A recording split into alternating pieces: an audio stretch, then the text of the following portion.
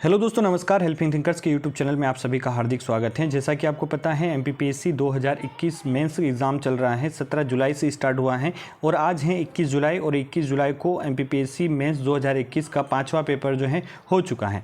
5वां पेपर जो है मुख्य रूप से सामान्य हिंदी और व्याकरण से जुड़ा हुआ है, जो 200 नंबर का रहता है और इसके लिए आपको समय 3 घंटे का मिलता है। अब इस प्रकार यहाँ पर किस टाइप के जो है हिंदी में, क्योंकि थर्ड पेपर और फोर्थ पेपर की बात करें तो मतलब इसका जो लेवल था सुपर लेवल था, मतलब बहुत ज़्यादा इन थर्ड और फोर्थ पेपर को बहुत ज़्यादा कठिन बनाया गया है मेरे अनुसार। तो अब यहाँ पर जो पेपर 5 हैं वो किस प्रकार का रहा है, किस प्रकार के प्रश्न रहे हैं हिंदी में, देखिए।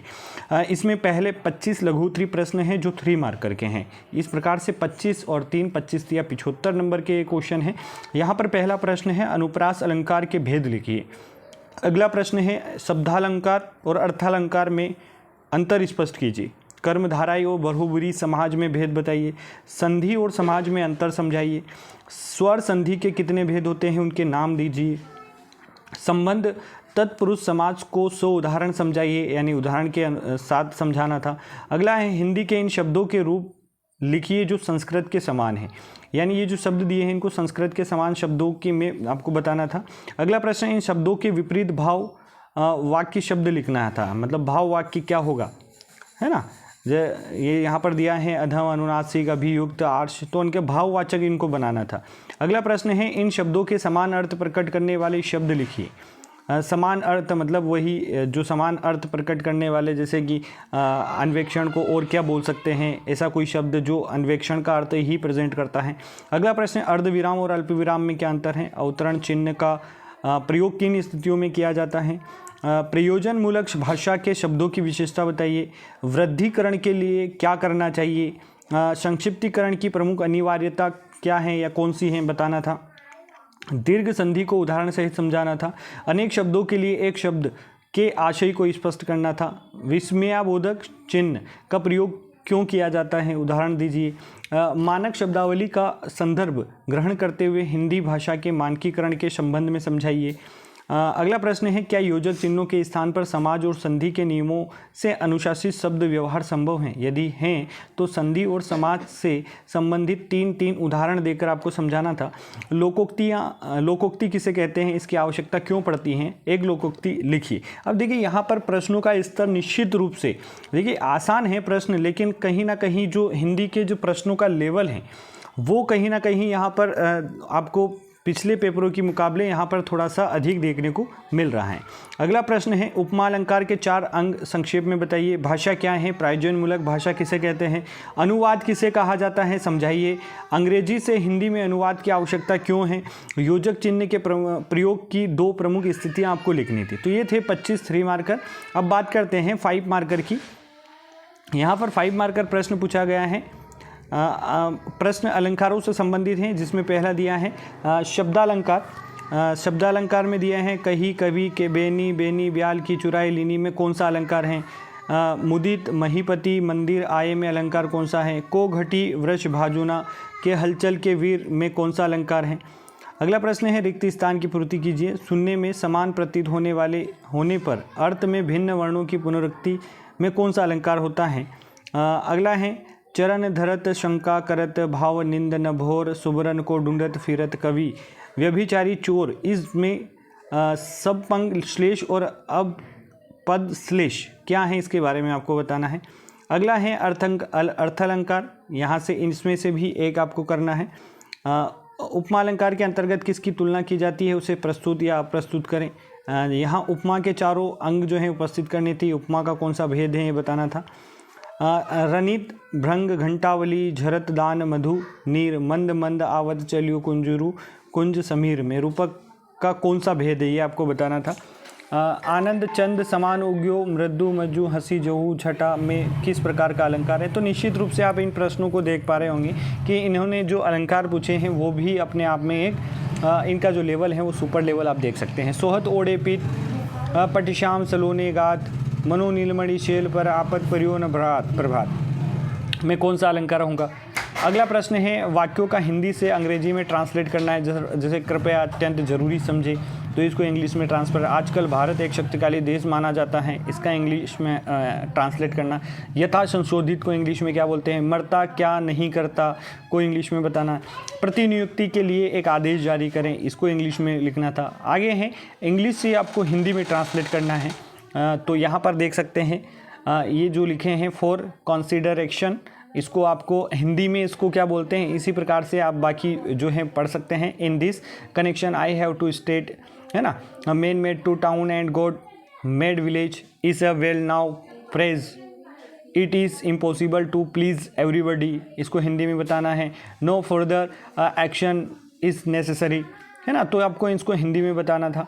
आगे प्रश्नों की बात करें हैं, इस प्रश्न में हिंदी व्याकरण संबंधित संधि समाज विराम चिन्ह आदि प्रश्न हैं, सभी प्रश्न अनिवार्य हैं, सभी प्रश्न आपको करना है। 10 प्रश्न है, प्रत्येक नंबर दो नंबर का एक प्रश्न है।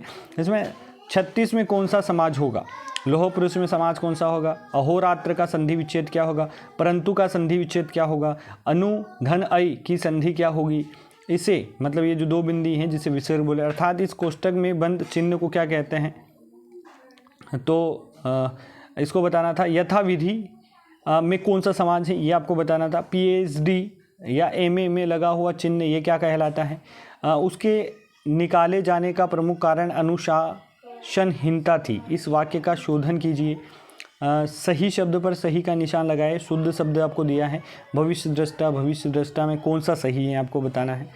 अगला प्रश्न है निम्नलिखित प्रश्न में प्रारंभिक व्याकरण शब्दावली से संबंधित निम्नलिखित 10 प्रश्नों के उत्तर दीजिए। ये भी 2 नंबर का एक प्रश्न है, 10 प्रश्न है, आपको यहाँ पर देना है। मानदेय का अंग्रेजी पारिभाषिक रूप क्या होगा, डोमिकल का हिंदी पारिभाषिक रूप क्या होगा, सैया भले कोतवाल अब डर काहे का, इस कहावत का आशय स्पष्ट करना। अनसुईया का विलोम शब्द, जिस प्रकार आक्रमण न किया गया हो, इस वाक्यांश हेतु एक शब्द बताना है। दातुन का तत्सम रूप क्या होता है, अभिजात शब्द के 2 पर्यायवाची लिखना। वांग्मयी शब्द का शुद्ध रूप क्या है, अंग लगाना मुहावरे का अर्थ क्या है, पेंशन का परिभाषिक हिंदी रूप लिखिए, ये आपको। अगला प्रश्न था जो मुख्य रूप से गद्यांश से रिलेटेड था, इसमें एक गद्यांश था, ठीक है ना। यहाँ पर आपके पास गद्यांश लिखा हुआ है और इसके लिए आपको 5 प्रश्न दिए गए, ठीक है ना। गद्यांश दिया गया है, मुझे तुम अपना खून दो और मैं तुम्हें स्वतंत्रता लाकर दूंगा, यह घोषणा उस सिंह की है जो भारतीय राष्ट्र प्रेम का नायक है द्वितीय विश्व युद्ध के। तो आप इसको पढ़िएगा आराम से, स्क्रीनशॉट या वीडियो रोक कर भी पढ़ सकते हैं।